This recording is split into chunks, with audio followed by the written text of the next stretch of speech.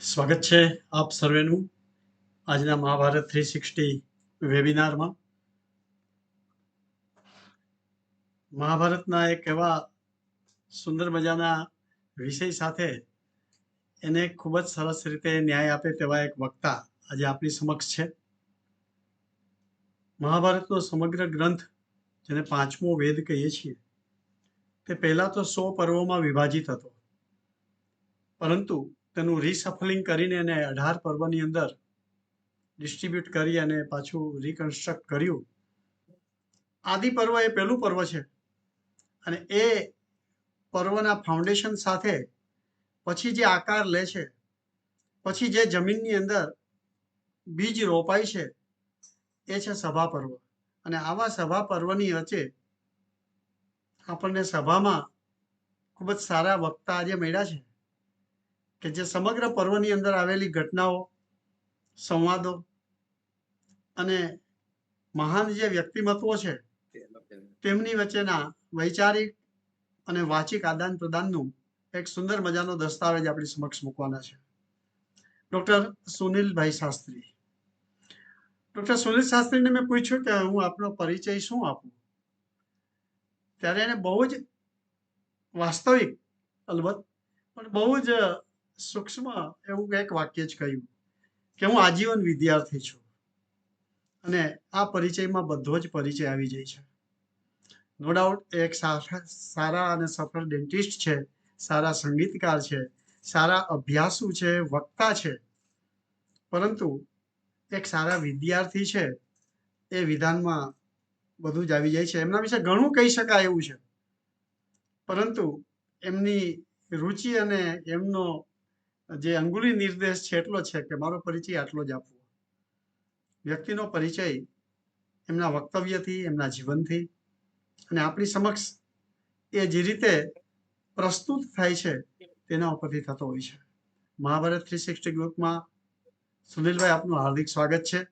વધારે સમય ન લેતા, કારણ કે તમે જે વિષય લેવાનો છો ને એક સેશનમાં પૂરો થાય એમ નથી, તેથી અમે આપને રિક્વેસ્ટ કરી કે સભા પર્વને 2 સેશન સુધી લંબાવો તો સારું. તમે એનો સ્વીકાર કર્યો માટે આભાર. અને હવે સુનિલભાઈને જ સોંપું છું. સુનિલભાઈ, અમને સભામાં લઈ જાઓ મહાભારતની. Thank you. નમસ્કાર. આજે એકચ્યુઅલી આપતજનો પાસે આમંત્રણ ન હોય, સહજ રીતની આ બહુ આનંદની વાત છે કે આ મહાભારત વિશેના ઊંડા અભ્યાસને માટેનું આ ગ્રુપ ચાલી રહ્યું છે અને તેના પર ચિંતન અને મનન કરવા માટે આપણે સૌ ભેગા થયા છીએ. આપણે સૌ ચિંતન મનનની વાત એટલે કહું છું કે કદાચ વક્તા એક્ટિવ રીતે ભાગ લે છે અને શ્રોતા એનું મન, બુદ્ધિ અને વિચારો આપીને પણ સાથે સહભાગી હોય છે. માટે આપણે બધા જે આજે સાથે જ યાત્રા કરવાના છીએ સભા પર્વની. આદિ પર્વ સમાપ્ત થાય છે એટલે એમાં એવું છે કે ખાંડોપ્રસ્થમાંથી ઇન્દ્રપ્રસ્થ બનવા માટે મય દાનવે પાંડવોને ખૂબ મદદ કરી છે. અને કૃષ્ણ મૈદાનો પર તો આમ તો ગુસ્સે હતા, પણ એ ક્રોધને શાંત કરીને અર્જુને મૈદાનોને બચાવ્યા. અને મૈદાનો અને અર્જુનજીના સંવાદથી આ શરૂ થાય છે. મૈદાનો કહે છે કે આપે મને કૃષ્ણના ક્રોધથી બચાવે અને એને માટે તમે જે કહો, કોઈક પણ કામ સોંપો, એના માટે હું તૈયાર છું. આ મૈદાનવ એટલે દાનવોના વિશ્વકર્મા. જેમ દેવોના આર્કિટેક્ટ, દેવોના સુંદર ભવન નિર્માણ કરનાર કે સભાઓ નિર્માણ કરનાર વિશ્વકર્મા હતા, તેવી રીતે દાનવોમાં અતિ કુશળ રીતે એમની સભાઓ, એમના આવાસો, એમના તૈયાર કરનાર મૈદાનવ હતા. ખૂબ સુંદર સંવાદ છે. પણ ત્યાં આગળ અર્જુન, જે નામે અર્જુન છે, મીન્સ અર્જુન શબ્દનો અર્થ આપણને ખબર છે કે રુજુતા અથવા તો સરળતા. એ તરત જ કહે છે કે મેં તમારો જીવ બચાવ્યો એટલે તમે મને આ કહો છો. પણ કે હું તો આમાં તમને કરવાનું કંઈ નહીં કહીશ, પણ તમારે જો કંઈ કરવું હોય તો અમારે માટે તમને કૃષ્ણ જે કહે તે તમે કરજો. કૃષ્ણ બહુ વિચાર કરીને કહે છે કે તમે તો એક કલાનિષ્ઠ છો, સુંદર મજાના ભવન નિર્માણ કરો છો, તો પાંડવો માટે એટલે ખાસ કરીને પાંડવ રાજ એટલે કે યુધિષ્ઠિર માટે એવી સભાનું નિર્માણ કરો કે આ પૃથ્વી લોકમાં કે આ મૃત્યુ લોકમાં ક્યાંય એવી સભા ન હોય. અને દાનવ એ આજ્ઞાને માથે ચડાવે છે, શિરોધાર્ય ગણે છે, અને ત્યાર પછી એ કહે છે કે હવે હું હિમાલયની ઉત્તરે જે મૈનાક પર્વત છે તેના નોર્થ ઇસ્ટમાં ઈશાન દિશામાં એક બિંદુ સરોવર છે, ત્યાં આગળ જઈશ, અને ત્યાં આગળ જઈને આ સભાને માટે જે જોઈતા રત્નો છે, મારે જે પ્રકારની સભા રચવી છે તેને માટે જે જોઈતી વસ્તુઓ છે ત્યાંથી હું લઈ આવીશ. અને તેમાં એ સરોવરમાં એક ખૂબ સુંદર ગદા પણ છે અને એક શંખ પણ છે. આ બંને હું ત્યાંથી લઈને પાછો આવું છું, મને આપ રજા આપો.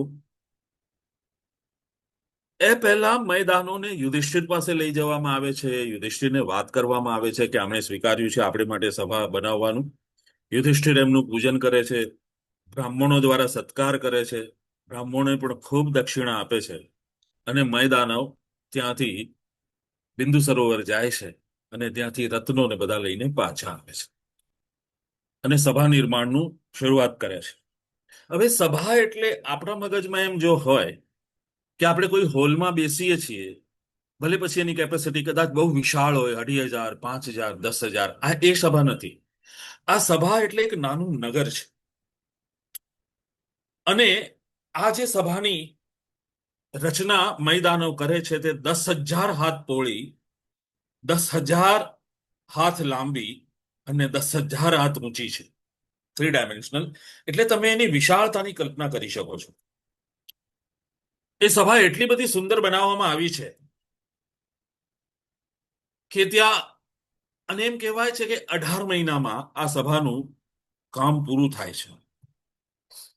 ત્યાં આગળ સરસ મજાના ઉદ્યાનો છે, સરોવરો છે, પક્ષીઓ કલરવ કરે છે, સુગંધિત વાતાવરણ છે, આજુબાજુ ભવ્ય ભવનો રચાયા છે, થાંભલાઓ બહુ જ ઓછા રચવામાં આવ્યા છે, અને ત્યાં આગળ આવી વિશાળ સભાનું આયોજન થાય છે. અને જે વિશાળ સભાના પ્રવેશને દિવસે યુધિષ્ઠિર ઘણા બધા બ્રાહ્મણો પાસે એનું પૂજન કરાવી, જેમ આપણે વાસ્તુ પૂજન કરીએ છીએ, ઘણી બધી દાન દક્ષિણા આપી બ્રાહ્મણોને ખુશ કરે છે અને સભામાં પ્રવેશ કરે છે. અને સભામાં કોણ કોણ આવે છે? ઘણા બધા મુનિઓ આવે છે, ઘણા બધા રાજાઓ આવે છે, ઘણી પ્રજાના વિદ્વાનો આવે છે, દેવર્ષિ રાજર્ષિઓ બધા જ સાથે આવતા હોય છે. એમ કહેવામાં આવે છે કે અર્જુન પાસે યુદ્ધ વિદ્યા શીખવા માટે વૃષ્ણિ વંશના લોકો આવે છે, એટલે ભગવાન શ્રી કૃષ્ણના વંશના લોકો આવે છે. અને આ સભાનું વાતાવરણ અત્યંત મધુર છે, દિવ્ય છે. ક્યાં આગળ જળ છે તેની કોઈને ખબર નથી પડતી, ક્યાં આગળ સ્થળ છે એની કોઈને ખબર પડતી નથી. અને આ સભા ઉત્તમ રીતે સારાય લોકમાં વખાણાય છે. સભાનું ખૂબ ઊંડું વર્ણન છે, પણ એ વર્ણનમાં હું નહીં પ્રવેશ કરું. પણ ત્યાં એક અદ્ભુત ઘટના બની છે. સર્વગામી છે અને જેમનો વેગ મન જેવો છે, તેવા મહાન દેવર્ષિ નારદ અચાનક જ યુધિષ્ઠિરની આ સભામાં પ્રવેશ કરે છે. પોતાના શિષ્યોથી વીંટળાયેલા છે, અને જેવા નારદ મુનિને કોઈ અપોઇન્ટમેન્ટની જરૂરત નથી. નારદ મુનિ ગમે તે લોકમાં ગમે ત્યારે જઈ શકે છે. અહીંયા આગળ જે નારદનું ચરિત્ર મહર્ષિ વ્યાસે ઉજ્જવળ રીતે ચિતર્યું છે, એવા કદાચ આપણી કલ્પનામાં નારદ નહીં હોય.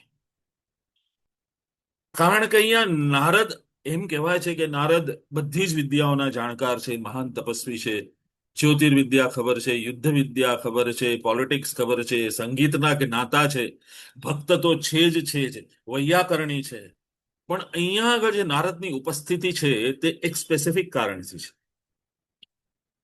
નારદ આવે છે, યુધિષ્ઠિર ઉભા થઈને એમનું સ્વાગત કરે છે. જે રીતે આચાર્ય આવેલા હોય અને એમનું અર્ઘ્ય પૂજન કરવું જોઈએ તે રીતે યુધિષ્ઠિર એમનું અર્ઘ્ય પૂજન કરે છે. નારદ બેસે છે.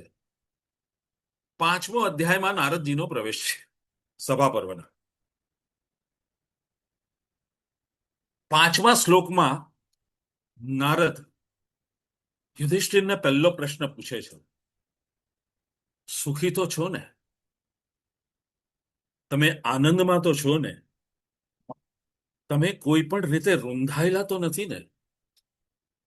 તમારા કાર્યમાં તમારા કુટુંબીજનો બાધા તો નથી આપતા ને?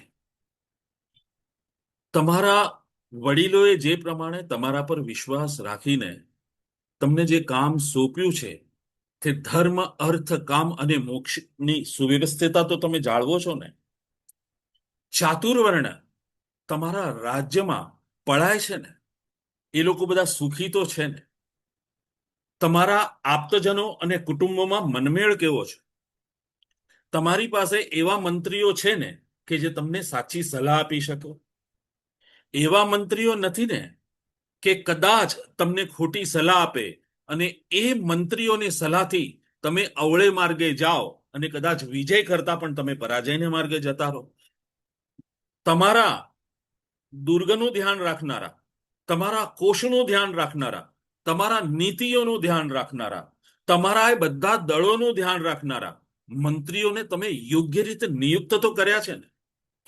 તમારી પાસે એવું તો નથી થતું ને કે ગુપ્તચરો જ્યારે બીજા ગામમાં ગયા હોય કે ત્યાં રાજાઓની માહિતી મેળવવાની હોય ત્યારે વચ્ચે જ અધવચ્ચે કોઈ લીક થઈ જાય છે? ક્યાંક કશે કે લોકો વાતચીત તો નથી કરી દેતા ને? તમે સવારનો પ્રહર, 2 પ્રહરમાં રાજ્યમાં ધર્મ અને અર્થ, નીતિ કઈ રીતે પળાય છે તેનું ચિંતન તો કરો છો ને? તમારે એવું તો નથી થતું ને કે રાતના કોઈ ગુપ્તચર આવીને તમને કોઈ વાત કરે અને તમે એના પર ધ્યાન આપ્યા વિના તમે કોઈ વિષયોનું ચિંતન કરવામાં અથવા તો વિષયોનો આનંદ લેવામાં એ જે મહત્વની કામગીરીઓ છે તે તમે ભૂલી જતા તો નથી ને? તમારા સૈન્યની તમે કાળજી યોગ્ય રીતે રાખો છો? જે યોદ્ધાઓ છે જેણે યુદ્ધમાં સારી રીતે કામ કર્યું છે તેને તમે ઉપકૃત તો કરો છો ને? કોઈક એવા વિદ્વાન બ્રાહ્મણો છે જે યોગ્ય રીતે તમને યજ્ઞનું માર્ગદર્શન આપી શકે? અગ્નિહોત્રાદી વિધિઓ તમારા રાજ્યમાં બરાબર ચાલે છે ને? જો તમારે ક્ષત્રિયોમાંથી કોઈ યોગ્યને નીમવાના હોય તો ઉત્કૃષ્ટ કક્ષાના, મધ્યમ કક્ષાના અને કનિષ્ઠ કક્ષાના જે પણ ક્ષત્રિયો છે કે તમારા સૈન્યમાં છે તે લોકોને બરાબર રીતે તમે કામ સોંપો છો ને? એ લોકોને યોગ્યની તમે પરીક્ષામાં ભૂલ તો કરી નથી નાખતા ને? તમે જ્યારે પોતે આજુબાજુ તમારા સગાઓથી અથવા તો તમારા મંત્રીઓથી તમે ઘેરાયેલા હો છે ત્યારે તમારા કક્ષમાં કોણ આવે છે તેનું ધ્યાન તમારા ગુપ્તચરો રાખે છે ને? તમારા રાજકુમારો અને તમારી પત્ની અને બધા તમારા કયામાં છે ને? કોઈ વખત એવું તો નથી બનતું કે રાતના ખુશીમાં ને ખુશીમાં તમે ન કહેવા જેવી વાત તમારી સ્ત્રીઓને કહી દેતા હો? તમે ક્યારેક ને ક્યારેક એવું તો નથી કરતા ને કે તમારા જો કુમારો બરાબર ધ્યાન દઈને જો વિદ્યા ન સંપન્ન કરતા હોય તો એની માટે તમે યોગ્ય દક્ષ ટીચર્સ, આચાર્યોને નિર્માણ નથી કરતા? જે ઋત્વી જો મહેનત કરીને કે સ્નાતકો તમારી પાસે આવે છે તેનું સન્માન કરવાને માટે તમે યોગ્ય વ્યવસ્થા રાખી છે કે નહીં? જો યુદ્ધ દરમિયાન કોઈ સૈનિકની પત્ની મરી ગઈ હોય અથવા તો સામૂહિક હત્યા થઈ રહી હોય તો તેમના કુટુંબનું તમે કલ્યાણ કરો છો કે નહીં? રાજ્યમાં કઈ રીતે તમારે ધ્યાન રાખવું જોઈએ તેમાં સેન્ટરના શહેરોનો વિકાસ અને શહેરોના વિકાસ માટે સીમા છેડે આવેલા ગામોનો વિકાસ તમે બરાબર કરો છે ને?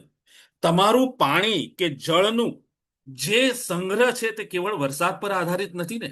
તળાવો અને સરોવરો તમે બાંધી રાખ્યા છે ને?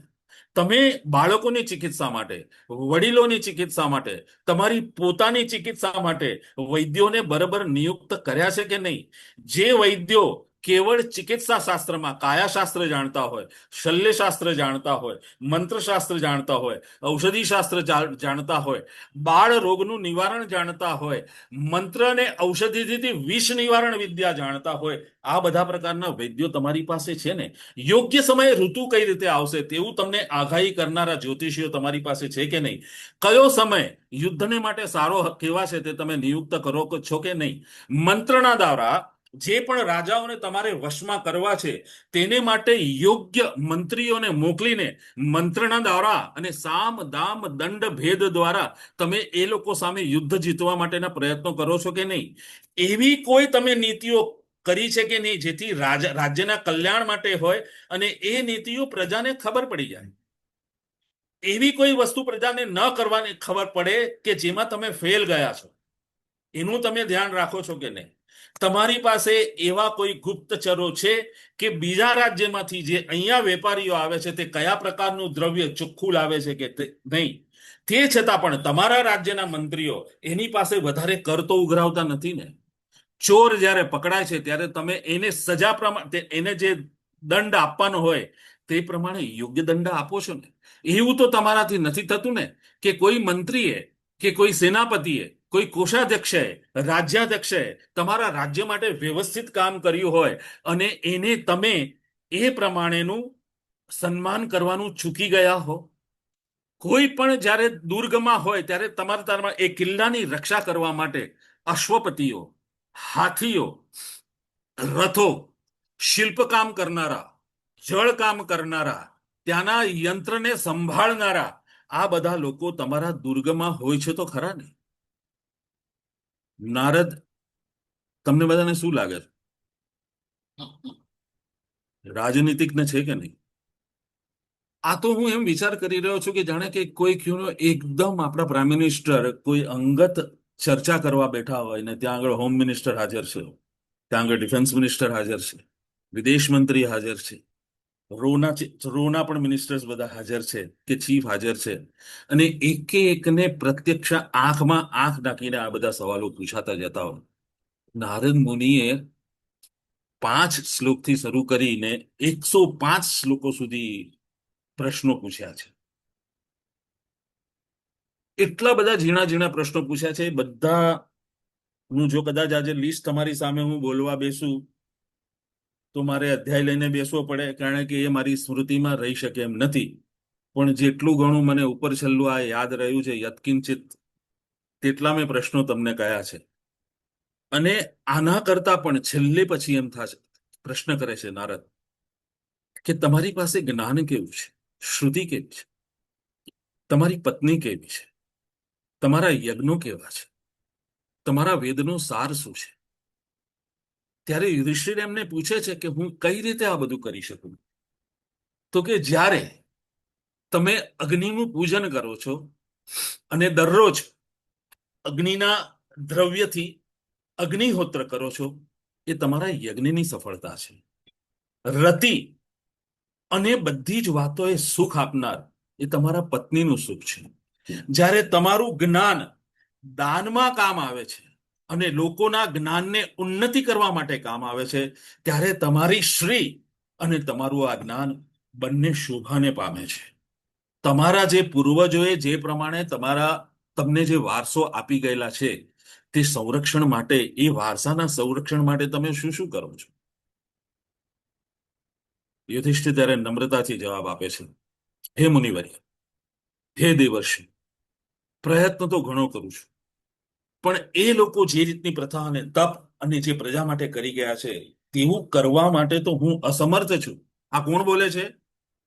યુધિષ્ઠિર બોલે છે, જે અજાત શત્રુ છે, જે સત્યનિષ્ઠ છે, જે પ્રામાણિક છે, છતાં પણ પોતાને મોડે.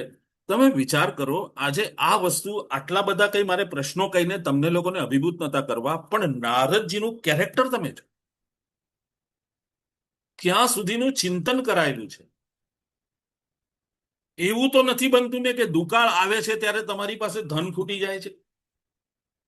એવું તો નથી બનતું ને કે જ્યારે તમારે યુદ્ધ કરવાનું હોય છે ત્યારે તમે સક્ષમ નથી હોતા. પારકા રાજ્યમાં જ્યારે દુકાળ આવેલો હોય, જ્યારે ત્યાં પૂર આવેલું હોય, કે ત્યાં આગળ માંગી ફેલાયેલી હોય, ત્યાં આગળ લણણીનો સમય હોય, પાક લણવાનો સમય હોય, એ યુદ્ધ માટેનો બેસ્ટ સમય હોય છે. કારણ કે તે સમયે યુદ્ધ કર્યા વિના તમે કેવળ મંત્રણાથી શત્રુને જીતી શકો છો. તમારા મંત્રીઓ આ બધું જાણે છે ખરા?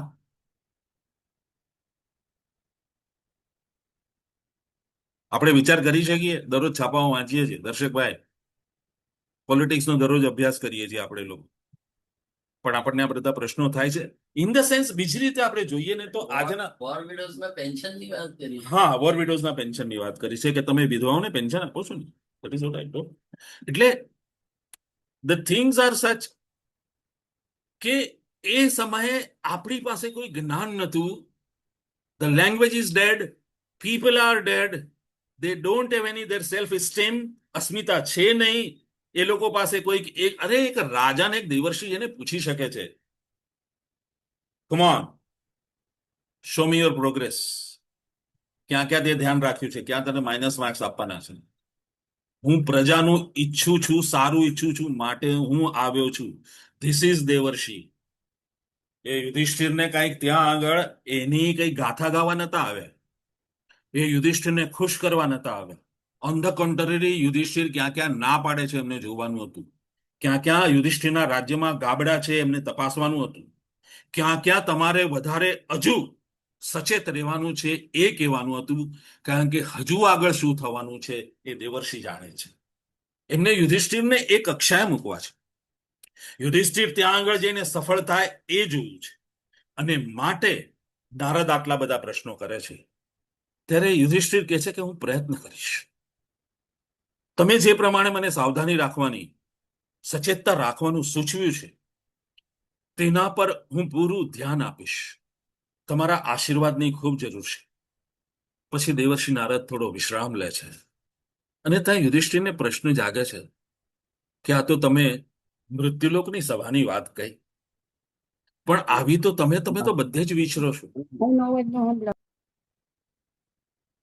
કોનો અવાજ છે? તમે તો શીઘ્રગામી છો, તમે મનોગામી છો. તમે કેટલી એવી સભામાં ગયા હશો, અને કેટલી ઉત્તમ પ્રકારની સભાઓ તમે જોઈ હશે, તેનું જરા વર્ણન કરશો. એટલે કે યુધિષ્ઠિર, તમારી ઈચ્છા છે તો હું વર્ણન કરીશ. એમ કરીને નારદ આ સભા પર્વમાં 5 સભાઓનું વર્ણન કરે છે. ઇન્દ્રની સભા, યમની સભા, કુબેરની સભા, વરુણની સભા અને બ્રહ્માની સભા. આ 5 સભાઓનું વર્ણન કરે છે. હવે આ 5 સભાઓ માટે 5 અધ્યાયો જુદા છે, અને વિશાળ સભાઓનું એટલું બધું વર્ણન છે કે ત્યાં આગળ કે ઇન્દ્રની સભા છે તે 100 યોજન લાંબી, 150 યોજન પહોળી અને 5 યોજન ઉપર છે.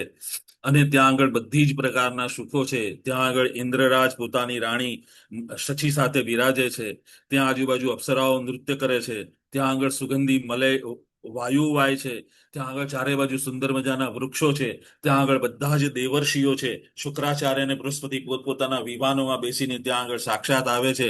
કેટલા બધા ઋષિમુનિઓ ત્યાં આગળ દેવર્ષિઓ બેસા છે.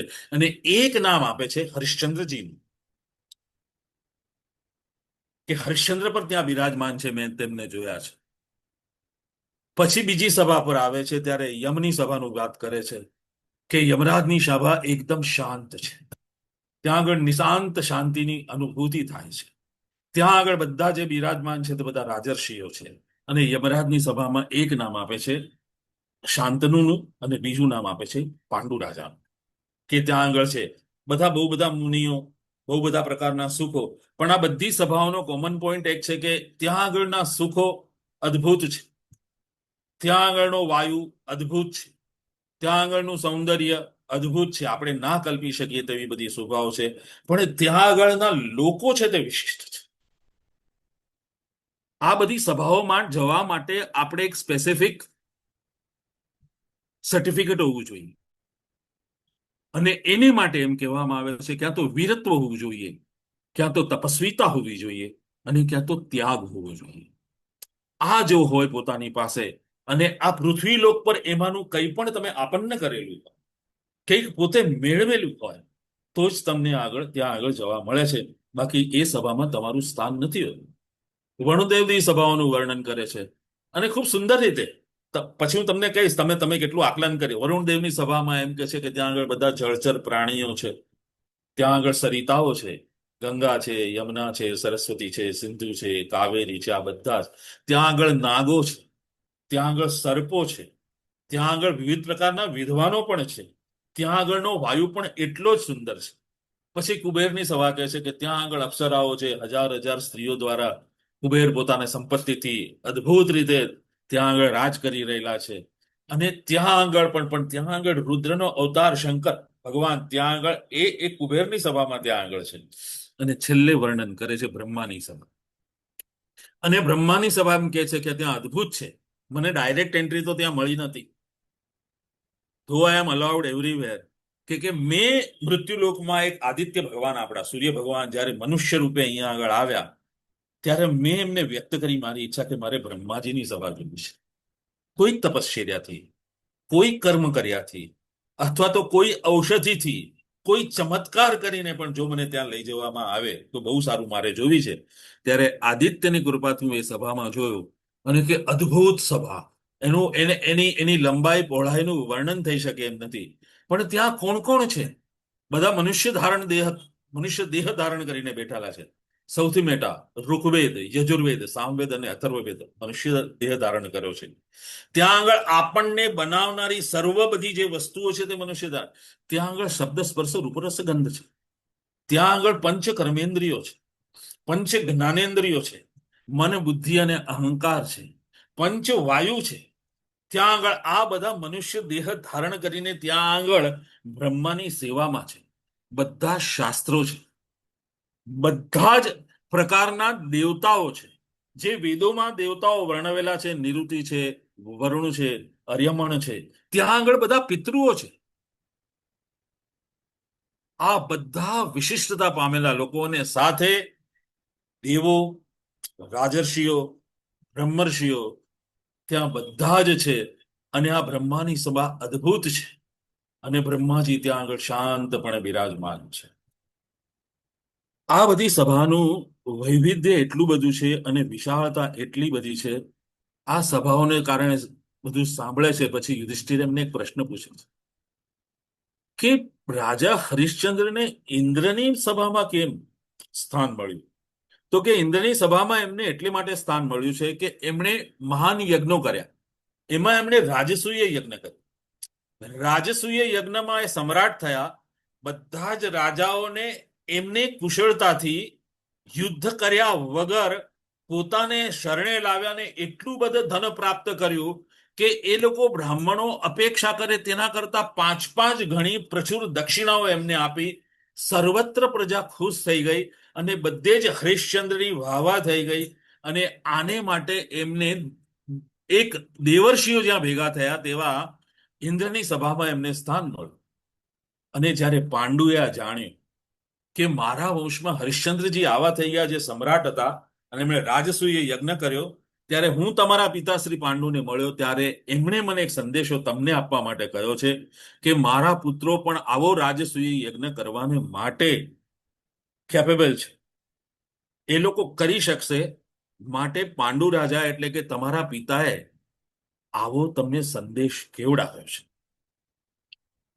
અને અહીંયા આગળ યુધિષ્ઠિરના મગજમાં પહેલું બીજ મુકાય છે કે મારે રાજસૂય યજ્ઞ કરવો જોઈએ, મારે સમ્રાટ થવું જોઈએ. નારદ યુધિષ્ઠિર મુનિને કહે છે કે હવે મારો જવાનો સમય આવી ગયો છે, મારે દ્વારકા જવાનું છે. તમે અહીંયા વિરાજો. જેટલા શિષ્યોને લઈને આવેલા હતા નારદજી ત્યાંથી નમસ્કાર કરી અને જાય છે. યુધિષ્ઠિર પણ એ દેવર્ષિનું સ્વાગત બરાબર કર્યું હતું તે જ રીતે એમને વિસર્જિત કરે છે.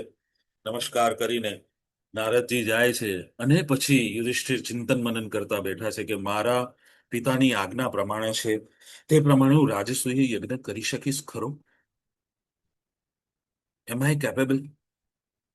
મારામાં એટલો પાવર છે?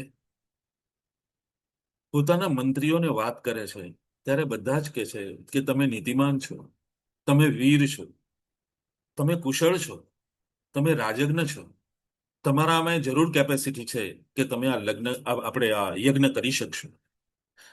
મુનિઓને પણ પૂછે છે. દેવલ મુનિ ત્યાં આગળ છે, ધૌમ્ય છે, આ બધાની સાથે પણ ચર્ચા કરે છે. પોતાના ભાઈઓને બોલાવે છે, એની સાથે પણ ચર્ચા કરે છે, મંત્રીઓ સાથે ચર્ચા કરે છે. પણ મનમાં એકલા બેઠા બેઠા વિચાર કરે છે કે જ્યાં સુધી સંજોગો અનુકૂળ ન હોય, જ્યાં સુધી પોતાની પાસે એટલું બધું દ્રવ્ય ન હોય, જ્યાં સુધી તમે કોન્ફિડન્ટ ન હો કે તમે રાજાઓને જીતી શકશો, અથવા તો રાજાઓનો પ્રેમ તમે મેળવી શકશો, અથવા તો કોઈ પણ પ્રમાણે તમને સાર્વત્રિક વિજય મળશે, ત્યાં સુધી ઉતાવળું પગલું ન ભરવું જોઈએ. અને માટે એમને એકનું ચિંતન થાય છે. કોનું ચિંતન થાય આપણને બધાને જ ખબર છે.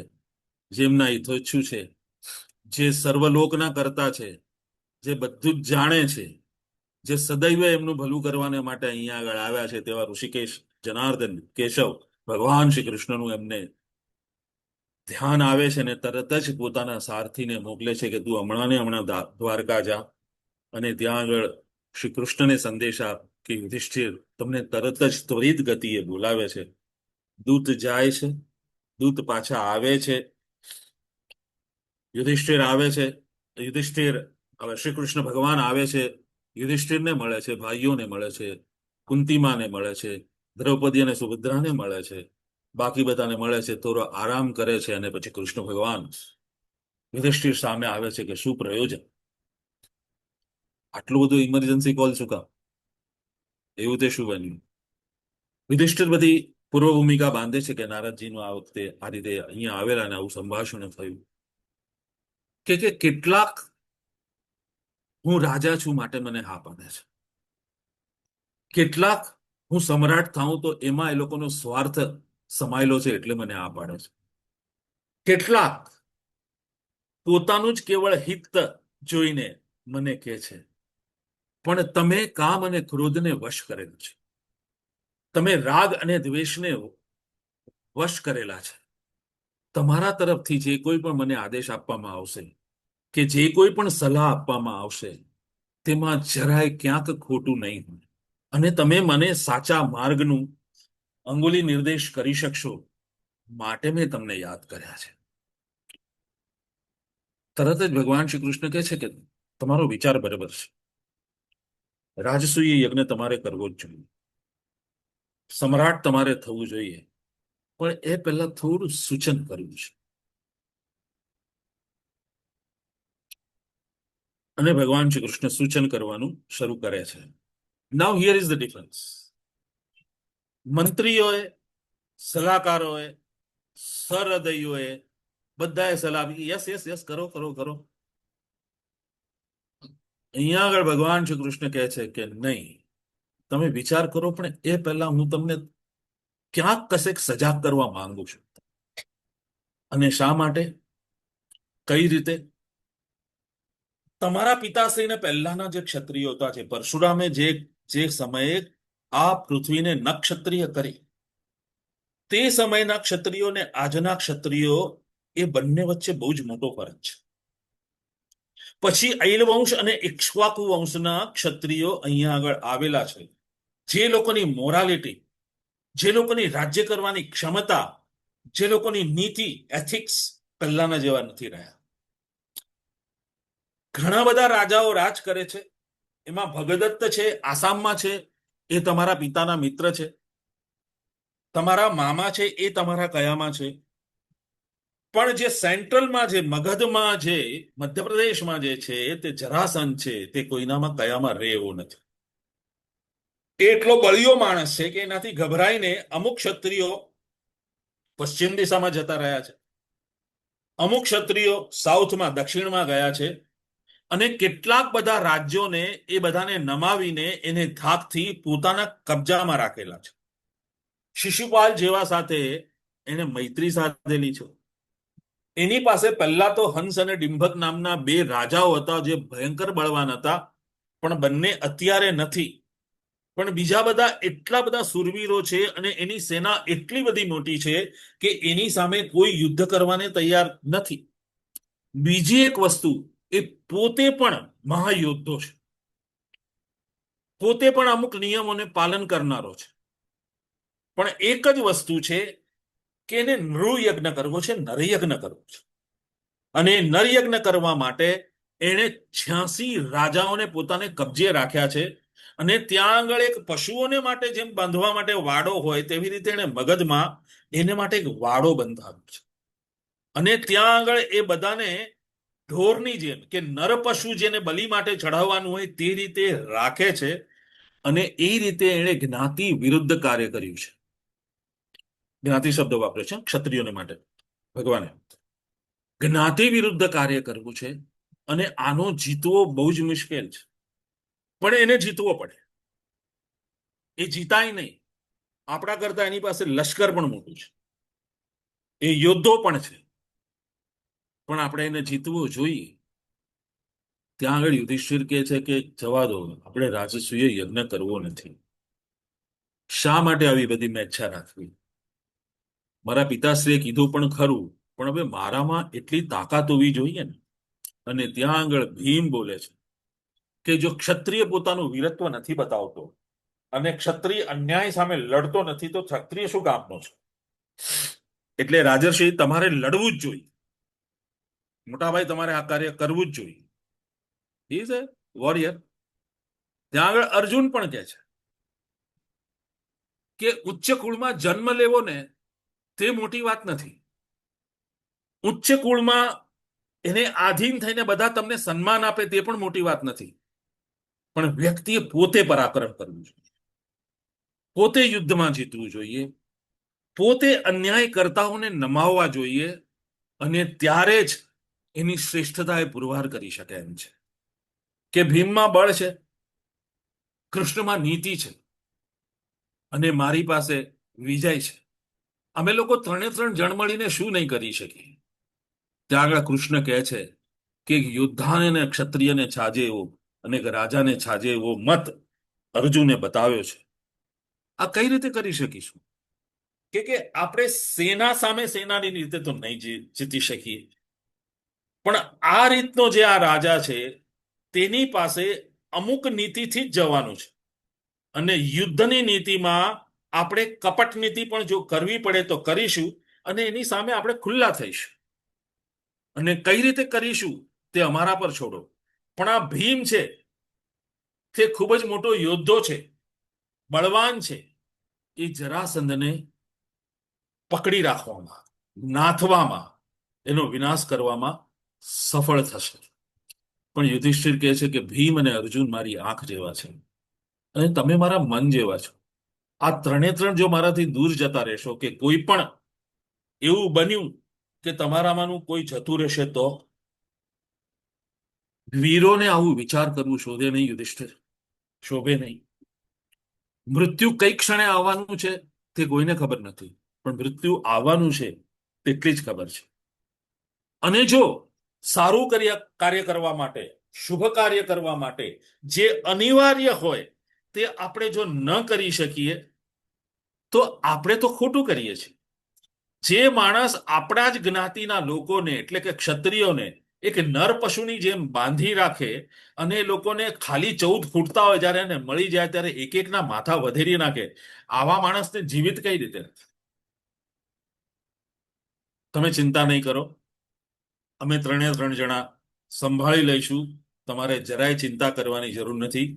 યુધિષ્ઠિર તૈયાર થાય છે અને તૈયાર થઈને કૃષ્ણને અને બંને ભાઈઓને વિદાય આપે છે.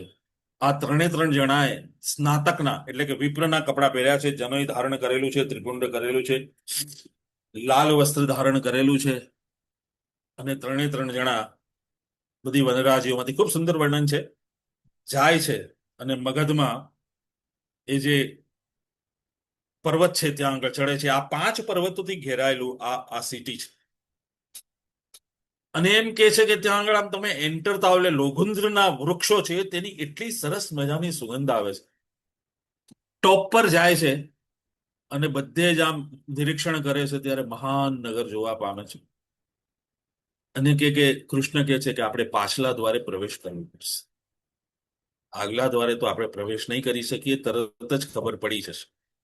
પણ ચૈતક નામનું એક ત્યાં આગળ શિખર છે જે મજબૂત છે, ખૂબ ઊંચું છે. ભીમથી તો રહેવાય નહીં. એટલે એ ધમાલ કરીને ચૈતકને પણ ધક્કો મારીને એની જે ટોપ હોય છે તે ઉડાવી દે છે. નગરમાં બે મોટા ઢોલ છે, ત્યાં આગળ સતત પુષ્પવૃષ્ટિ થતી હોય છે. આ ઢોલને પણ એ લોકો તોડી નાખે છે અને રાજ્યમાર્ગ પરથી બધી જ દુકાનો, સુશોભિત બધા ચોક ને એ બધું જોતા જોતા જોતા જોતા જરાસંધના દ્વાર પર પહોંચે છે. પાછલા દ્વારે પ્રવેશ કરે છે. હાથી પર બેસીને જરાસંધ અગ્નિની પ્રદક્ષિણા કરતા હોય છે. ત્યાં આગળ આ સ્નાતકોને આવેલા જોઈને તે નીચે ઉતરે છે અને અર્ઘ્ય પૂજન કરવા માટે આગળ આવે છે. એમ કહેવામાં આવે છે કે આવી જાતનું મધુપર્ક પૂજન એને ત્યાં રાતના મધ્યરાત્રિએ પણ કોઈ સ્નાતક આવે તો એ કરતો. આમ બધા પ્રોટોકોલનું બધું જ પાલન કરતો. એટલે જેવા ત્રણ જણા અંદર જાય છે, પહેલી તો એ આગળ વધે છે, તેઓ અર્ઘ્ય સ્વીકારવાની ના પાડી દે છે. અને પછી જરાસંધ કહે છે કે તમે મહેમાન તો નથી લાગતા, તમારી હાથો પર જે ધનુષ્યની પણછના નિશાનો છે તેનાથી તમે ક્ષત્રિય લાગો છો. અને જે સ્નાતકો છે તે ફૂલમાળા ધારણ કરતા નથી, તે તો ત્યાગી હોય છે, અને તમે લોકોએ ફૂલમાળા ધારણ કરી છે. બીજું, સ્નાતકોનું બળ તો વાચા હોય છે, પણ તમે આ રીતે તમે સ્નાતક હોય અને મારી પૂજાનો પણ તમે સ્વીકાર કરતા નથી, તો આવું શા માટે કરો છો? ત્યારે કૃષ્ણ તરત જ કહે છે કે તમે અમારો અપરાધ કર્યો છે. તો આપણે ક્યાંક મળ્યા હોય એવું લાગતું નથી કે મેં તમારો અપરાધ કર્યો હોય. કઈ રીતે મેં તમારો અપરાધ કર્યો છે? તો કે હું કૃષ્ણ છું અને આ બંને પાંડવો ભીમ અને અર્જુન છે, અને તે નૃયજ્ઞને કરવા માટે તે 86 રાજાઓને કેદ કરીને રાખ્યા છે, તેને છોડાવવા માટે અમે આવ્યા છે. અને થઈ વાત સ્નાતકોની, તો સ્નાતક બ્રાહ્મણ, ક્ષત્રિય અને વૈશ્ય કોઈ પણ સ્નાતક થઈ શકે છે. નંબર 1, ક્ષત્રિયો હંમેશા શ્રીની કૃપા ચાહતા હોય છે, માટે એ લોકો ફૂલમાળા ધારણ કરી શકે છે. નંબર 2, અને અમે તમારા મિત્ર તરીકે નથી આવ્યા પણ શત્રુ તરીકે આવ્યા છે, માટે પાછલે દરવાજે આવવું એ યોગ્ય છે. કૃષ્ણની મહાભારતમાં તમે કેટલાય પણ સંવાદો જોશો, કેટલી પણ ભાષા જોશો, હી ઇઝ ડાયરેક્ટ. કૃષ્ણ ભગવાને ક્યાંય કશે ગોળ ગોળ વાત કરી નથી. આ કૃષ્ણ વિશેના જેટલા પણ આક્ષેપો છે તેટલા બધા જ જુઠ્ઠા ખોટા છે. કૃષ્ણના સંવાદો, જેમ આપણે આ નારદજીના સંવાદો વાંચ્યા ને, શું થાય છે, આપણે સ્ટોરી પર જઈએ છીએ, આપણે વાર્તા પર જઈએ છીએ. એટલે વાર્તા ક્યાં આવી? તો જરાસંધને મળવા ગયા. એ પહેલા જે નારદજી સાથેનો આખો સંવાદ છે તે આપણે આમ ઓપ્શનમાં નાખીએ છીએ, પણ જે શીખવાનું છે તે ત્યાં છે. શીખવાનું છે તે કૃષ્ણને યુધિષ્ઠિરની સલાહમાં છે. યસ, ગો હેડ, એમ નહીં. તારા દુશ્મનને જાણવો પડશે. અને સૌથી પહેલા તું એની પેરીફેરી પર ઘાત નહીં કરી શકે. તું સેન્ટરમાં એક જરાસંધને લઈશ ને તો કેટલા બધા રાજાઓ તમારે શરણે આવી જશે.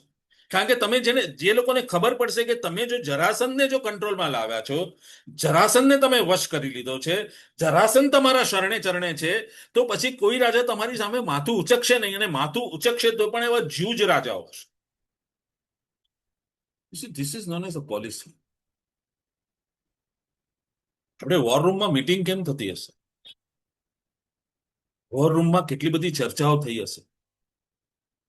આ અહીંયા આગળ ભગવાન શ્રી કૃષ્ણ એ જમાનામાં હતા માટે આ રીતની ચર્ચા કરવી પડે. એ જમાનામાં હતા ત્યારે દ્વંદ્વ યુદ્ધ અલાઉડ હતું, રિમોટ તો કાંઈ હતું નહીં. તો એ જમાનામાં જે રીતની નીતિ હોય, જે રીતની રીતે આગળ વધાતું હોય, જે સમયે અને અનુકૂળતાએ આગળ જવાતું હોય, તે રીતે અન્યાયનો સામનો કરવો એ કૃષ્ણની નીતિ છે. કૃષ્ણ નીતિ એટલે એક જ.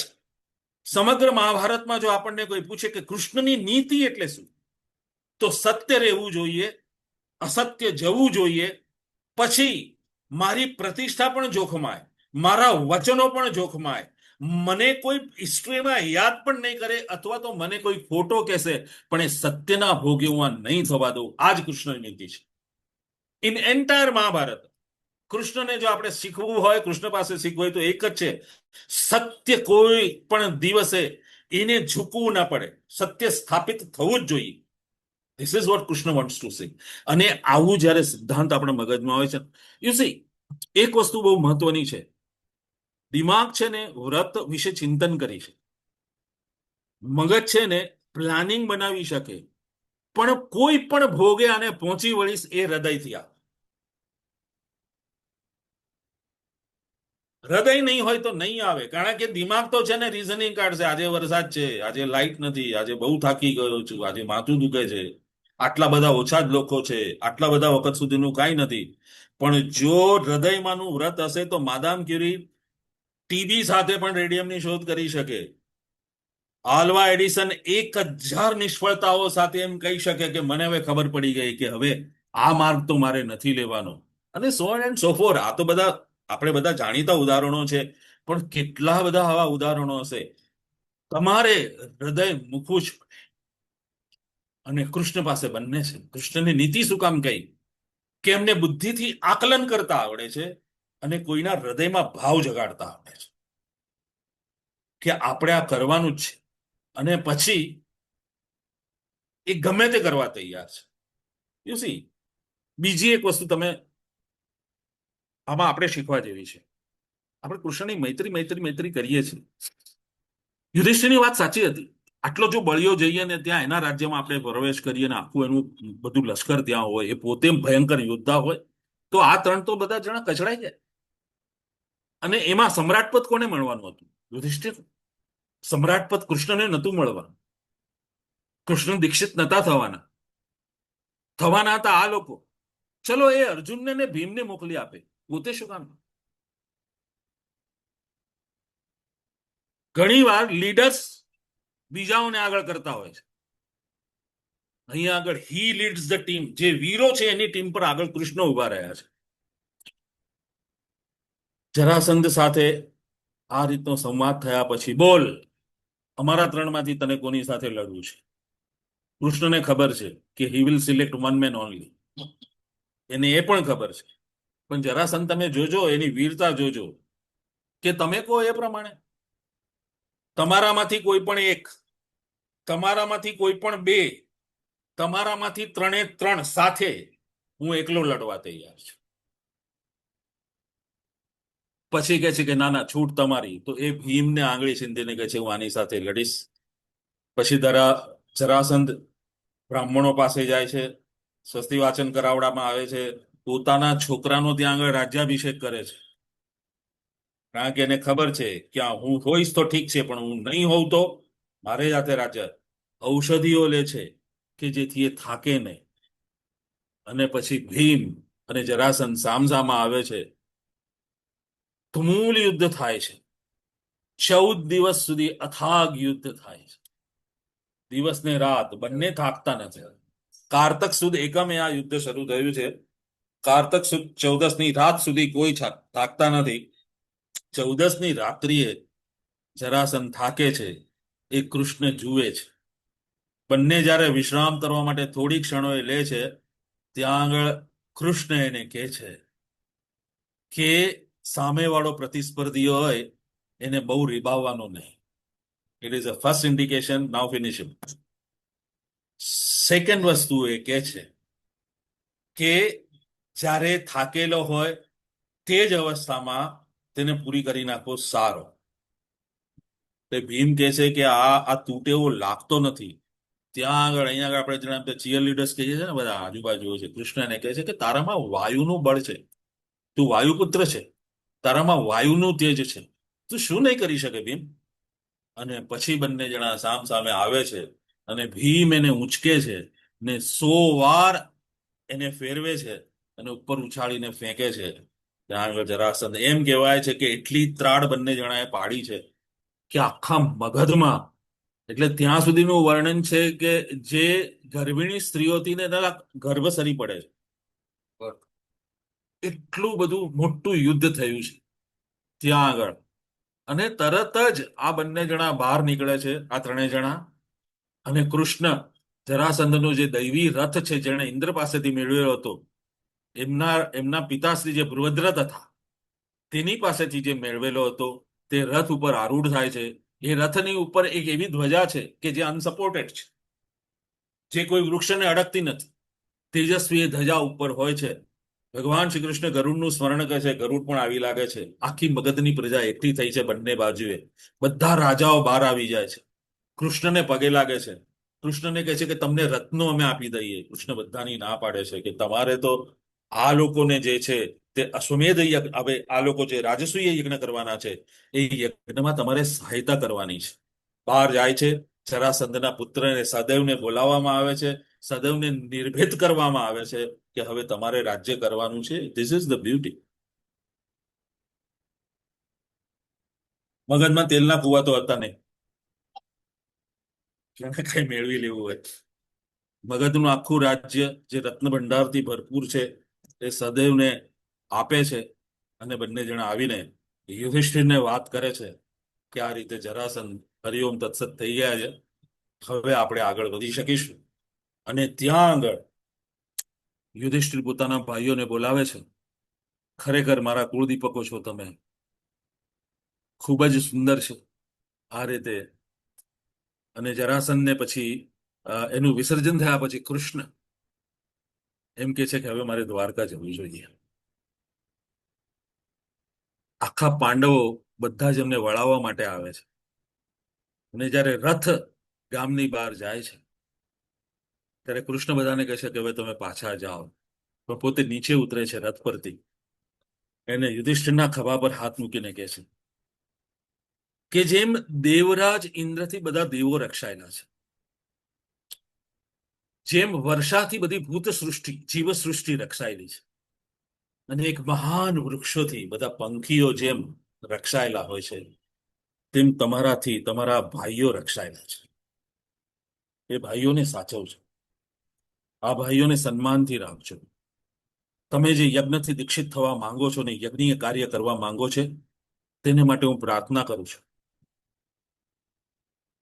કૃષ્ણની એક બહુ સુંદર વસ્તુ આમાં આલેખવામાં આવી છે. જ્યારે પણ કૃષ્ણ પ્રવાસ કરે છે ત્યારે સૌથી પહેલા તો એ સવારના ઉઠે છે, સ્નાન કરે છે, ધ્યાન ધરે છે, જપ કરે છે, બ્રાહ્મણોને બોલાવે છે, સ્વસ્તિ વાચન કરે છે, પોતાના સારથીને બોલાવે છે, સારથીને રથ ઉપર આરૂઢ થવા માટે કહે છે, અને પોતે આખા રથની પ્રદક્ષિણા કરે છે, અને પછી એ રથ ઉપર ચડે છે. આ બ્રહ્માંડ નાયકની આ બધી વિધિઓ છે. હા,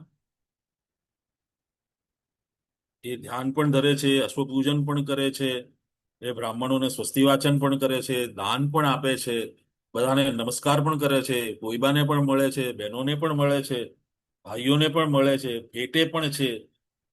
એક નાનામાં નાનો પાવર આપણી પાસે હોય છે તો બધા મને માન આપે તેવી અપેક્ષા થઈ જાય છે. એટલે દૈવી ગુણોમાં ભગવાન કહે છે કે અભયત્વ તો જોઈએ, પણ છાતે એટલે તમે અભય છો એ તમને ગુરુર અને અહંકાર લાવશે.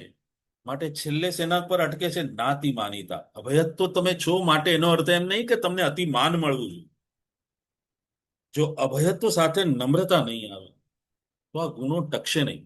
મારા સંગીતના ગુરુ હતા अन्नपूर्णा देवी, हमेशा कहता था कि बहुत ही अच्छा संगीत बजाने लगोगे जो परमात्मा की और गुरु की कृपा रही और रागों का अनुसंधान ठीक से हो गया आपको और सिद्धि आने लगी तो एक बात ध्यान रखना, अहंकार आएगा और वो अहंकार पिछले दरवाजे से आएगा.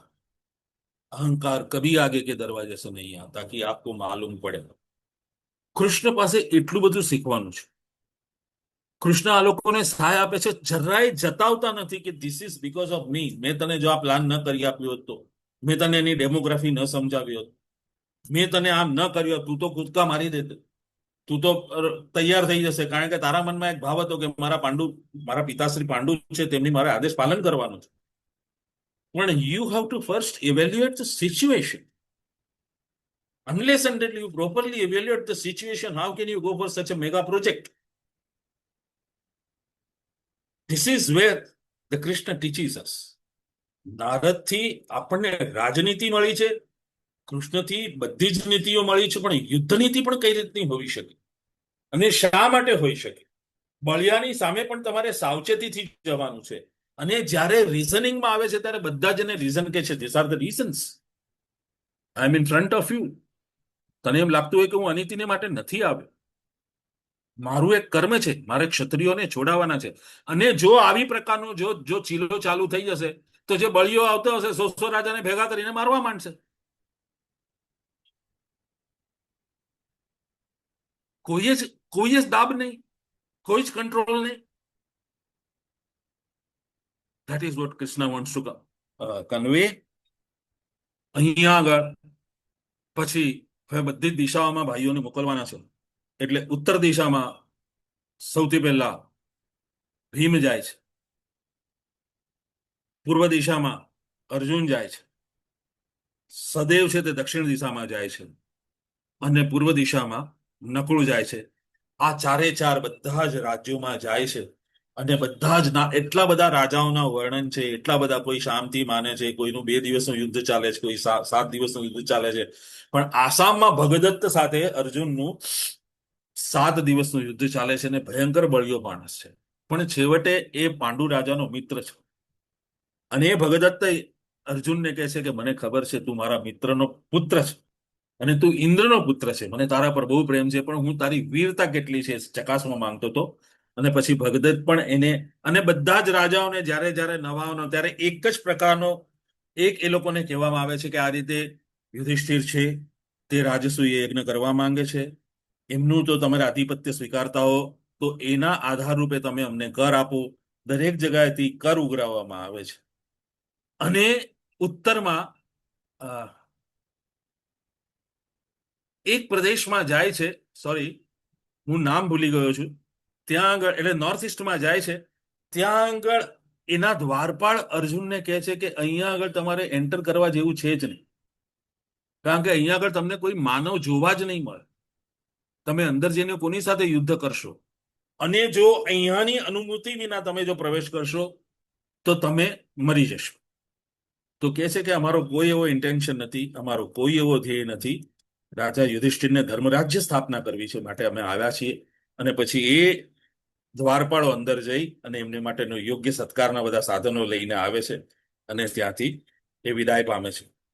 બીજી એક વસ્તુ છે, સદૈવ જ્યારે દક્ષિણમાં જાય છે ત્યારે રાજા નીલ સાથેનું યુદ્ધ થાય છે.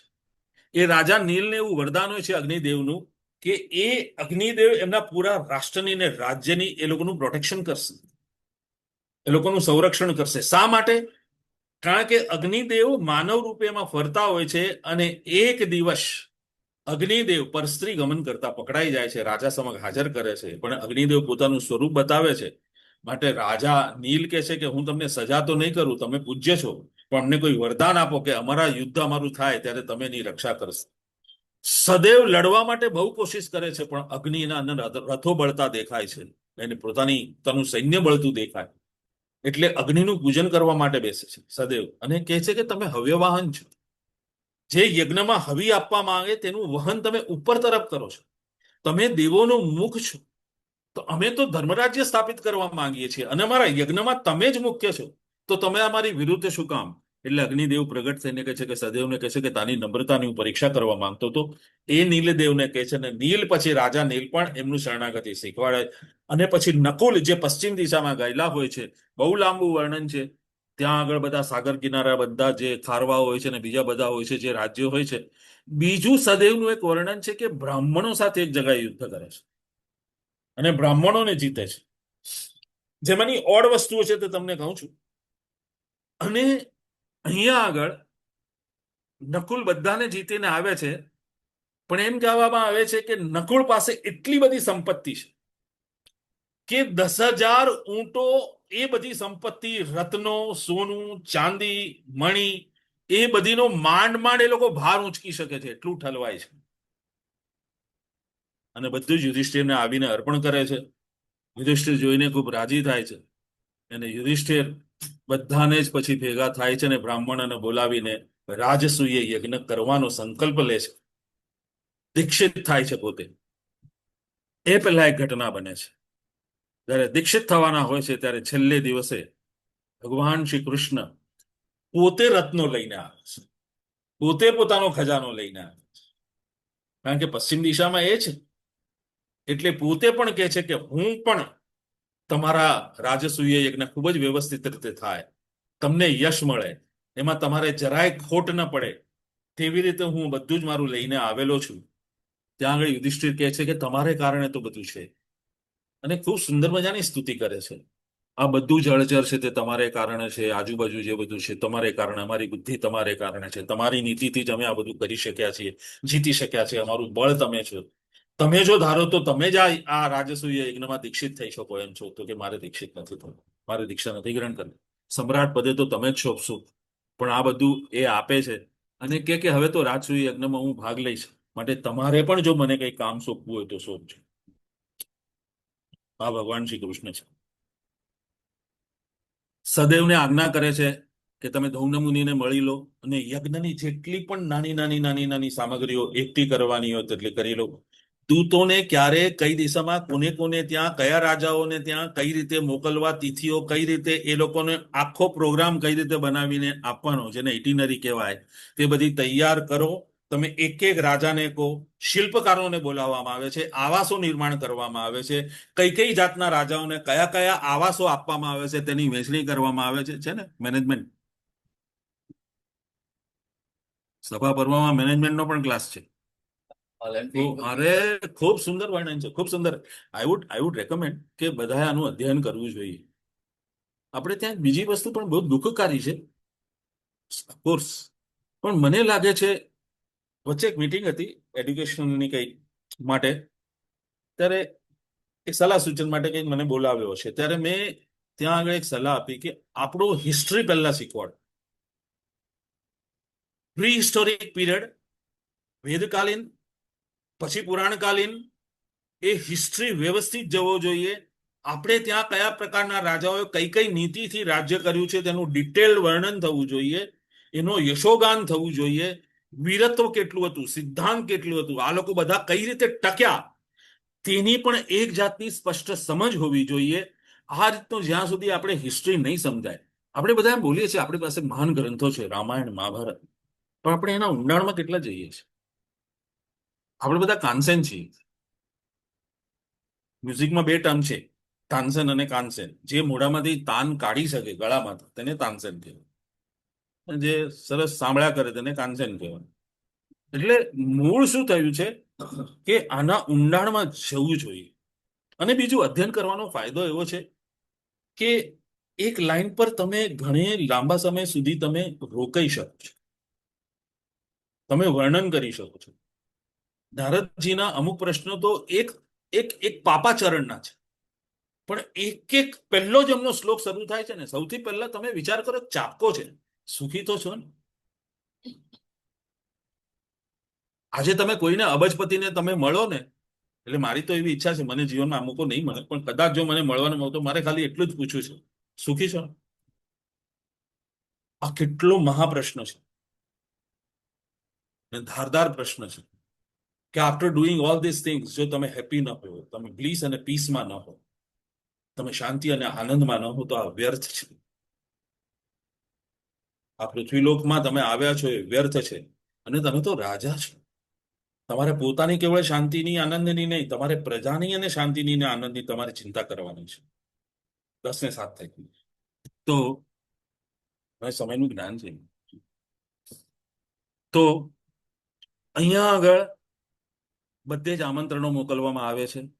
તેમાં સહદેવને મોકલવામાં આવે છે, ભીષ્મ પિતામહથી શરૂ કરીને, દ્રોણથી શરૂ કરી અને દુર્યોધન, દુશાસન, કર્ણ, શકુની, જે બધા યોદ્ધાઓ છે ત્યાંના બધા કુરુપ્રદેશના બધા વીરોને આમંત્રણ આપવામાં આવે છે. દૂર દૂર સુધી બધે આમંત્રણો જાય છે. તેથી બધું જ નક્કી છે. બધા પ્રદેશોમાંથી લોકોને કહેવામાં આવે છે. અને અહીંયા આગળ વિદ્વાન જે બ્રાહ્મણો છે, 88,000 ઉર્ધ્વ રહેતા બ્રાહ્મણો ત્યાં આગળ આવે છે, વેદજ્ઞ પંડિતો આવે છે, અને દરેકને ખાતાઓ આપવામાં. મહર્ષિ વ્યાસ છે તે બ્રહ્માનું પદ છે, બધા ઉપર દેખરેખ રાખવાનું. ભીષ્મ અને દ્રોણ જે વ્યવહાર જે બધો બરાબર ચાલી રહ્યો છે નહીં તેના પર દેખરેખ રાખવી. વિદુર રત્નો જે આવે છે, બીજી બધી ભેટ સોગાદો આવે છે, તે યોગ્ય રીતે ગોઠવાય છે કે નહીં તેને માટે વિદુરજીને આમંત્રણ. ધૌમ્ય ઋષિ છે, તેને યાજ્ઞિકી કાર્ય કરવામાં આવે છે. એટલે કેટલા પ્રકારના હોતાઓ હોઈ શકે, અધ્વર્યો હોઈ શકે, બધાને કઈ રીતે નિયુક્ત કરવાના છે, યજ્ઞના ક્રમો કઈ રીતે ચાલશે,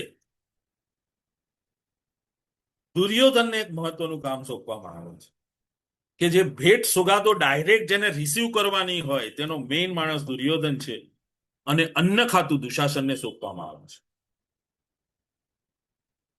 આપણે લગ્નમાં ખબર છે મંડપ મુહૂર્ત થાય છે ત્યારે એનો માણેક સ્તંભ હોય છે ને તેને 5 જણા હાથ અડકાડે છે. આપણે ત્યાં લગ્ન બહુ જૂનામાં તો એ પહેલા મંડપ મુહૂર્ત થતું, પછી 5-7 દિવસ પછી લગ્ન હતું. એ માણેક સ્તંભમાં 5 જણા જે હાથ લગાડવા વાળા હતા એ આ બધા મિનિસ્ટર્સ હતા.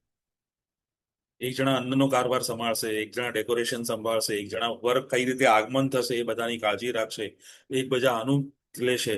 અને that is how it use to be. એટલે કંઈક ભારતને કંઈ મેનેજમેન્ટની શીખ બહારથી લેવી પડી છે એવું નથી.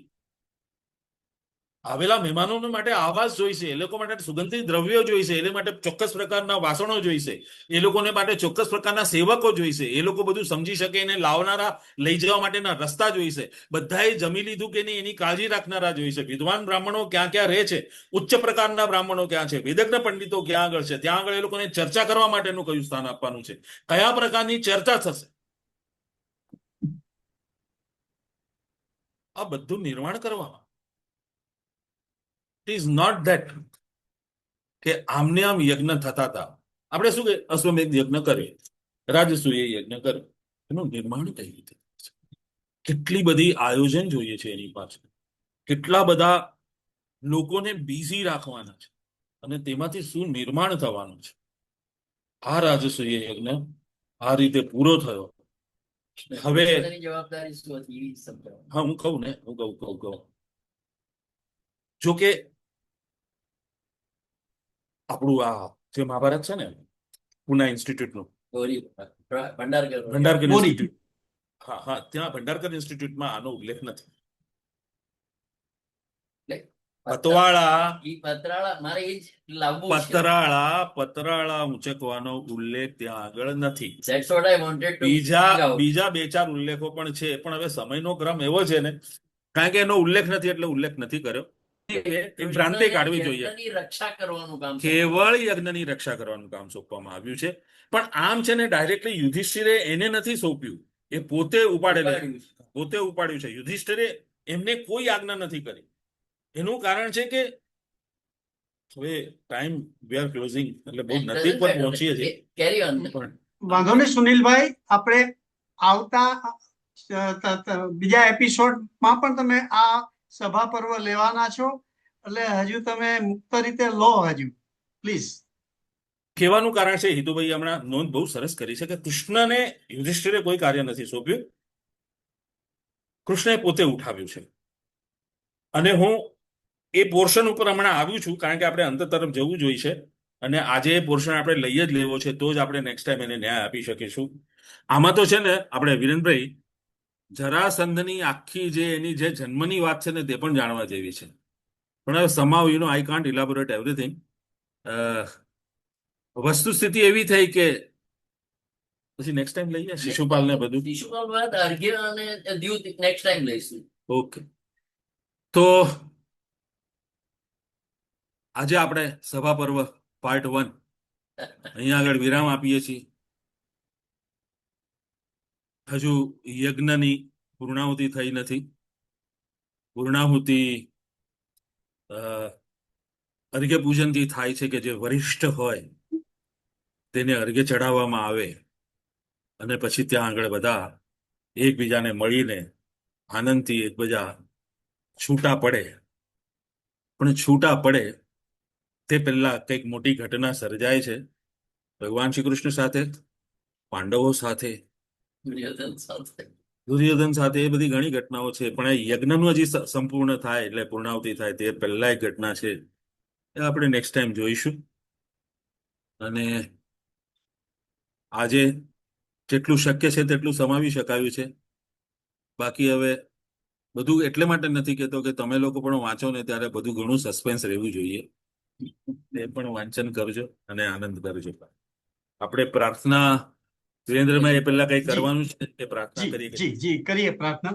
પણ પહેલા તો ખૂબ ખૂબ આભાર સુનિલભાઈ. આભાર માનવાનું ન હોય એમ તમે કહેશો, પણ મહાભારતના સભા પર્વની અંદર તમે જ્યારે અમારો હાથ પકડીને લઈ જતા હો કે પછી જરાસંધની સાથે કૃષ્ણની સાથે અમે પણ ચાલતા હોય આવી સુંદર અનુભૂતિ અને તાદૃશ્યકરણ તમે અમારી સાથે કરી શક્યા એ માટે આપનો ખૂબ ખૂબ આભાર માનીએ છીએ. વ્યાસો આપણા- સિસ્ટમ જગત સર્વમ આપણા એ- ગ્રુપમાં કેટલાક બીજા વિદ્વત મિત્રો પણ છે કે જેમને પણ જો પોતાનો પ્રતિભાવ આપવાનો હશે અને કહેવાનું હશે તો આપણે 5 મિનિટ એના માટે રાખીએ છીએ. જે કોઈને પણ પ્રતિભાવ આપવાનો હશે કે કહેવાનું ટૂંકું હશે. છે એમ જેમ હું શિષ્ય છું ને એમ બધું સારું હતું, બસ સરસ હતું, બસ. Okay okay please. હા, વિરેન્દ્રભાઈ. જી હા, મેહુલ બોલું છું. વેલકમ મેહુલ. મેહુલ છે ને એ સરસ મજાના ભાગવત કથાકાર છે અને રોજ ભાગવતનો વાંચન પોતે કરે છે. જી મેહુલ બોલો. આમાં બહુ સુંદર વર્ણન કરવામાં આવ્યું સભા પર્વનું.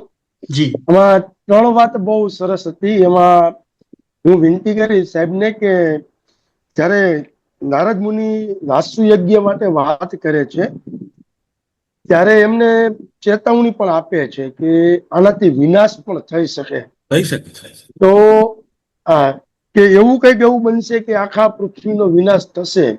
તો એ વાત યુધિષ્ઠિરના મગજમાં કેમ ન આવી, ક્યાંય એને ઉલ્લેખ પણ ન કર્યો. ત્યારે જતા જતા નારદ મુનિ એમને ચેતવા કે આમાં કંઈક એવું બને કે જેના કારણે કરી અને પૃથ્વીનો વિનાશ પણ થઈ શકે, ક્ષત્રિયોનો નાશ થઈ શકે. તો એ વાત એમણે કૃષ્ણ સાથે પણ શેર ન કરી અને એના મનમાં પણ આ વિચાર ન આવ્યો. જો આમાં એવું છે, રીઝન હા એમાં એવું છે કે ઘણી બધી વસ્તુમાં તો છે ને તમને જયારે તમે આ સભા પર વાંચો ને ત્યારે જમ્પ લાગશે. ઘણી બધી વસ્તુઓ ડિટેલિંગમાં, એટલે કારણ કે 1,00,000 શ્લોકમાં પણ છે ને સમગ્ર હિસ્ટ્રી અને સંવાદો સમાવી શકાય એમ છે નહીં. અને કદાચ કરી પણ હોય તો મહર્ષિ વ્યાસે એનો ઉલ્લેખ નથી કર્યો. કારણ કે અલ્ટિમેટલી જે ઇતિહાસ બની ગયો છે તેમાં અર્જુન, ભીમ અને શ્રી કૃષ્ણ એ ત્રણનું માનવું છે કે આ સમ્રાટ પદ લેવું જ જોઈએ, જરાસંધનો વિનાશ થવો જોઈએ, સત્ય સ્થાપન થવું જોઈએ. આ જે મગજમાં વાત હતી એટલે માટે તો કદાચ યુધિષ્ઠિરને એમને ભયનું પણ બહુ લાંબુ એટલે વર્ણન કર્યું છે મહર્ષિ વ્યાસે. ઘણી બધી જગ્યાએ એમને પોતે વિચાર કરતા કરી મૂક્યા છે.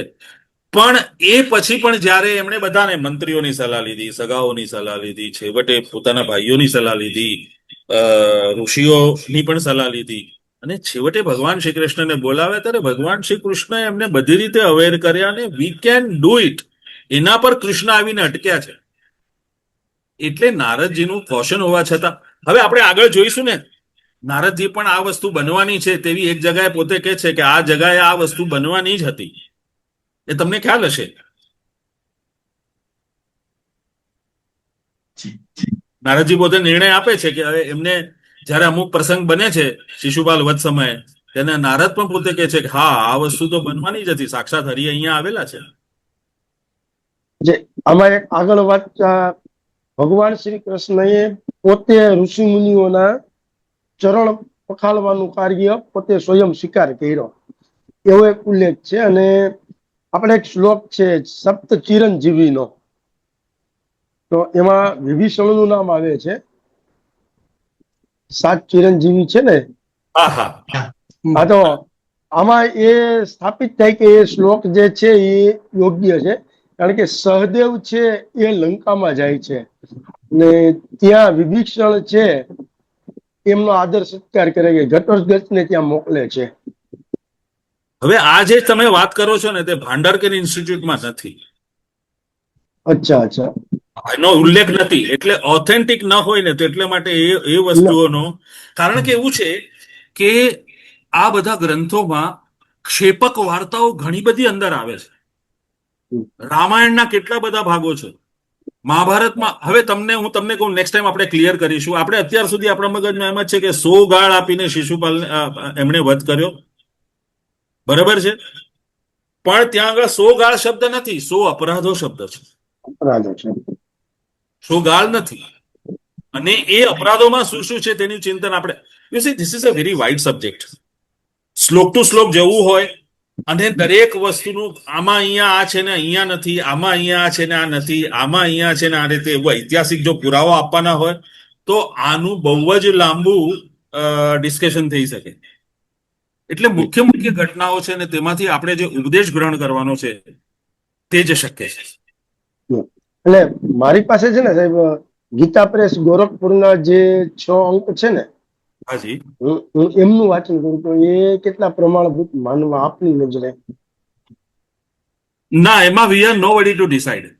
મારાથી તો ખાલી એટલું જ કહી શકે કે હું જે કહું છું તે ભાંડારકર ઇન્સ્ટિટ્યૂટના ગ્રંથના આધારે કહું છું. આ ગ્રંથ પ્રમાણભૂત નથી માટે હું નથી લેવા માંગતો તે મારાથી નહીં બોલાય. નહીં તો એ સાહેબ એનું તમે જે આધારે કયો છો તો એનું વાંચન મારે કરવું તો ક્યાં પ્રાપ્ત થઈ શકે, કેવી રીતના? આ ભાંડારકર ઇન્સ્ટિટ્યૂટનું એક તો ઓરિજિનલી પૂનામાં જ છે અને બીજી દિનકરભાઈ જોશીએ એના કેટલા ભાગો છે? એ તો 20 ભાગો બહાર પડ્યા છે. 20 ભાગ. હા, 20 ભાગો છે. અને પ્રવીણ પ્રકાશ અને તે બહાર પડ્યું છે. રાજકોટથી પબ્લિશ થયેલું. અને રાજકોટથી જ પબ્લિક છે, બરાબર છે, પબ્લિકેશન છે. એટલે એ તમે કારણ કે આ છે ને ભાંડારકર ઇન્સ્ટિટ્યૂટનું મહાભારત છે ને એ બધા વિદ્વતજનોએ માન્ય કરેલું છે. અચ્છા. હા, એટલે આપણે નેક્સ્ટ ટાઈમ જોઈશું કે કઈ કઈ ઘટનાઓ આપણા મગજમાં છે અને કઈ કઈ ઘટનાઓ એનો ઉલ્લેખ અહીંયા નથી. અને એનું કારણ એ છે સુનિલભાઈ કે 4 દાયકા સુધી સેંકડો પંડિતોએ ભેગા થઈને કેટલી બધી મેન્યુસ્ક્રિપ્ટ ભેગી કરી ઇન્ડિયામાંથી અને હા. પુરુષાર્થ કરીને આ બહુ રિસર્ચ કર્યું છે, બહુ રિસર્ચ કર્યું છે. જી એટલે નેક્સ્ટ ટાઈમ થોડો હું ઉલ્લેખ કરીશ. જી આપના પ્રશ્નો સ્થાને જ છે કારણ કે ક્યાંક ને ક્યાંક આનો ઉલ્લેખ હોય તો જ તમે ઉલ્લેખ કરી શકો. પણ એક મજાકમાં કહું છું, હા, એક મજાકમાં કહું છું, આખા મહાભારતમાં શૌચનો ઉલ્લેખ જ નથી. માટે શૌચાલયો નતા. એટલે મહર્ષિ વ્યાસ કેટલું વર્ણવી શકે? અને દરેકને જો વર્ણવા જાય, દરેકના નાના નાના સંવાદોને જો મૂકવા જાય તો આઈ ડોન્ટ લાઈક કે આ 10 લાખ શ્લોકથી પણ આ પૂરું થાય. કારણ કે એટલા બધા ગેપ્સ ગયા છે. અને તમે જુઓ, હું તમને કહું સૌથી મોટી વાત, અમુક વર્ણનો લાંબા છે. આ લોકો જયારે મગધમાં ગયા ને ત્યારે એનું વર્ણન બહુ લાંબુ છે. પણ કૃષ્ણનો સારથી અને યુધિષ્ઠિરનો દૂત કૃષ્ણ પાસે ગયો અને કૃષ્ણને લઈને આવ્યો એનું 5 શ્લોકમાં વર્ણન છે. હવે કેટલા માઇલ ગયા હશે, પાછા આવ્યા હશે, કૃષ્ણએ અનેક પ્રશ્ન પૂછ્યા, ભાઈ તને કઈ મેસેજ છે, શું હશે, શાને માટે આટલા જલ્દી બોલાવે છે? તરત જ કૃષ્ણ આવી ગયા.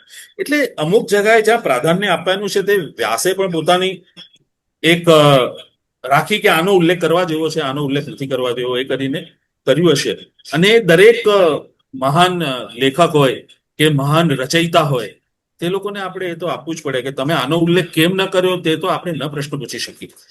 અને એની સામે ધૃતરાષ્ટ્ર જયારે વિદુરને બોલાવવા માટે દૂતને મોકલે છે એનું વર્ણન 7 શ્લોકમાં છે. એટલે નાની, એટલે વિદુર તો નજીક જ રહેતા હતા. એટલે એ તમે વાત સાચી કહી. એટલે યુસી આમાં ઘણા બધા પ્રશ્ન થાય છે. મને જેમ એમણે આ સરસ પ્રશ્ન હતો કે આજે ઉલ્લેખ પણ કરવાનો હતો એનો, પણ એનો પ્રવાહ એટલો હતો because I have to stick to the time also, કે એમને નારદજીએ કીધેલું હતું કે બહુ મોટો વિનાશ અને ત્યાં સુધી કે મોટો વિનાશ આવી શકે. અને નારદજી ક્વેશ્ચન કરીને જાય છે કારણ કે ઈર્ષ્યાથી, કે એમાં અગ્નિમાં ઘણા લોકો ઈર્ષ્યાથી હાડકા નાખનારા હોય છે.